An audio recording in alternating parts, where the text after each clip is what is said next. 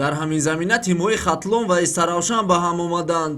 дидори дастаҳо дар варзишгоҳи пахтакори шаҳри бохтар баргузор гардида бо ҳисоби 2-1 ба суди соҳибони майдон хотима ёфт.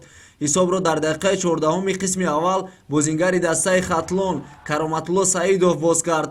дар оғози қисми дуюм Равшан Азизов таносубро дуболо сохт.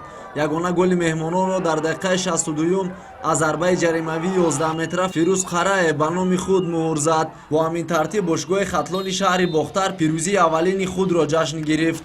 дар даври навбатӣ дастаи хатлон дар сафар бо тими клуби марказии варзиш Артиш Помир нерӯ месанҷад. бошгоҳи Саравшан бошад меҳмони тими Истиқлол мегардад. Ну, конечно, первый гол, ошибка вратаря нас немножко подломил. Но сегодня я могу сказать, что за свою команду мне не стыдно. Команда билась, команда играла. И, значит, с кем я с ребятами разговаривал за то, что была игра с Паншером. И сегодня это две большие разницы. Сегодня на выезде команда проявила характер и играла. بازی ما خیلی دشوار گذشت برای که کماندای ما در حالت خیلی ناخوب بود. برای ما دو بازی باخته بودیم. برای همین بر ما غلبه مهم بود. برای همین که ما غلبه را توانستیم.